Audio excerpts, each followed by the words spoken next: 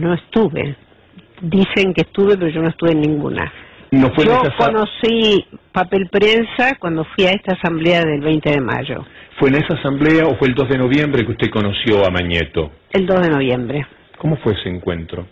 Nosotros fuimos, los padres de mi marido y su hermano, a un lugar del diario La Nación, que es un lugar muy amplio,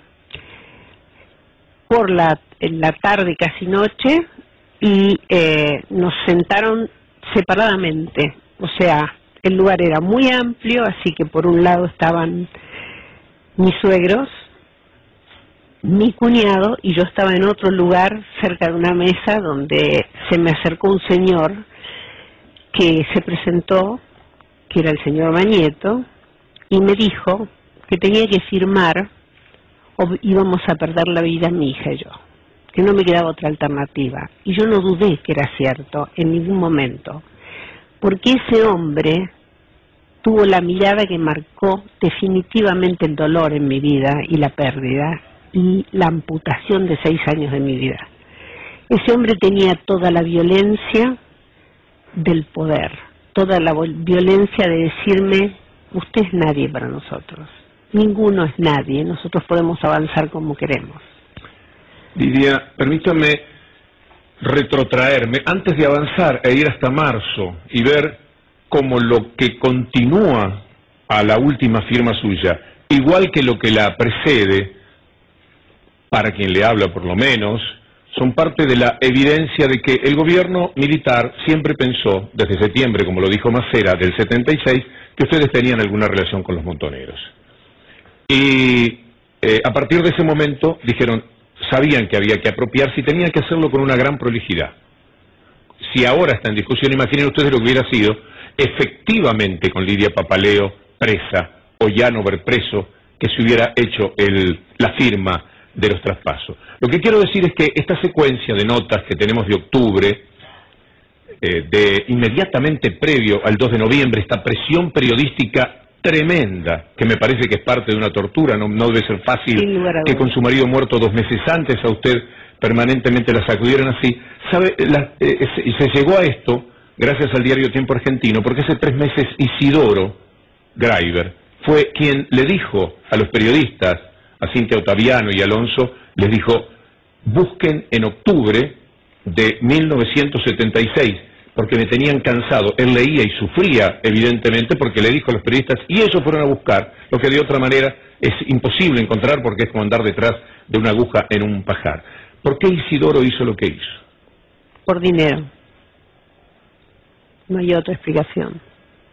¿Es verdad que un tiempo antes Isidoro visitó a Moreno? Sí, sí.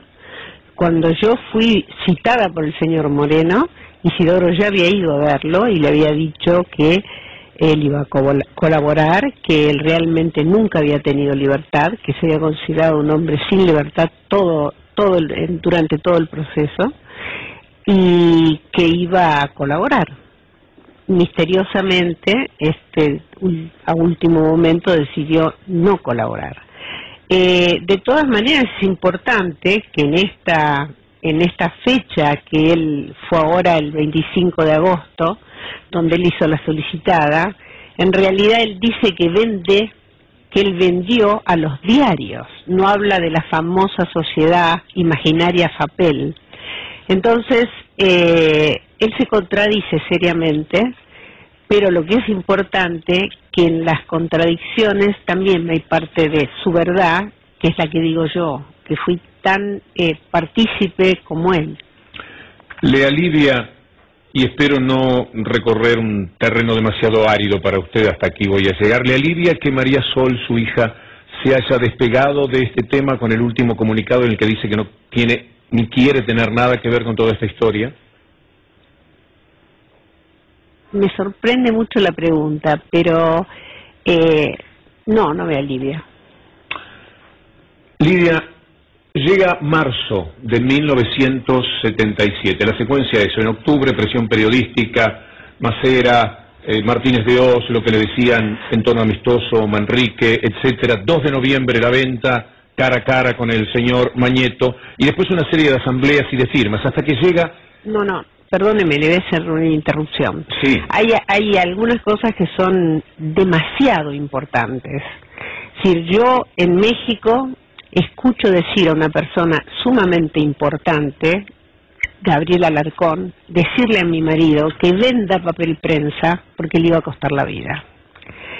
Cuando yo vuelvo a la Argentina, la persona, y si acá hubiera habido la intención de que las empresas Graiber continuaran, la persona que tenía que estar inevitablemente era Jorge Rubinstein. Fines de octubre, Jorge Rubinstein tuvo un accidente inexplicable, que lo atropellaron por la mitad del vehículo en que él iba y quedó inutilizado físicamente, totalmente herido, con yesos, etcétera, etcétera, que después lo lleva a una operación del corazón.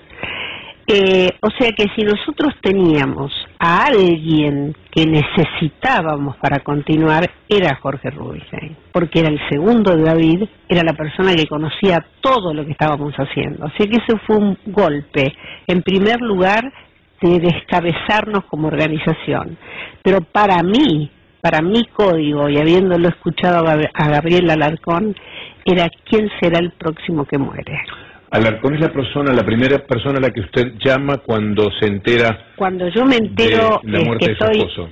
En realidad ahí no me entero que muere, sino que me llaman, estábamos en pista y nos dicen que salgamos a pista porque el avión estaba llegando, había hecho contacto con Torre.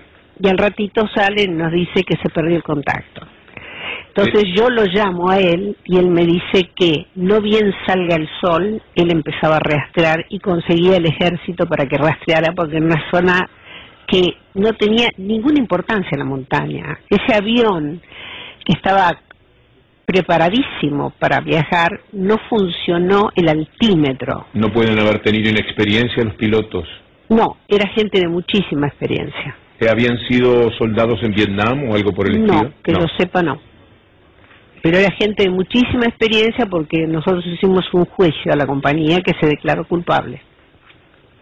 Llegamos a marzo, si me permite, Lidia, la cronología, porque lo que más me importa es que la gente entienda, no todos los días estamos en una posición muy dominante, hay un 80, un 90, un 95% del periodismo que presenta las cosas de una manera, y entonces la secuencia para quienes estén viendo el programa es importante.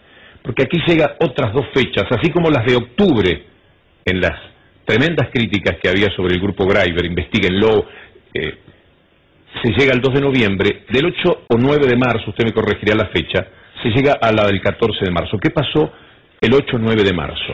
El 9 de marzo yo presenté una nota ante el juez para pedir la aprobación de la venta de las acciones de papel prensa.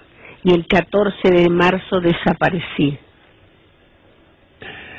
Para creer la versión de ellos, habría que pensar que cuando usted firma ese último papel, que era el que avalaba a todos los otros, porque si no nada tenía sentido, entre ese 9 de marzo y el 14 de marzo, cuando usted es desaparecida, el gobierno militar recién se entera de todo lo que estaba sucediendo.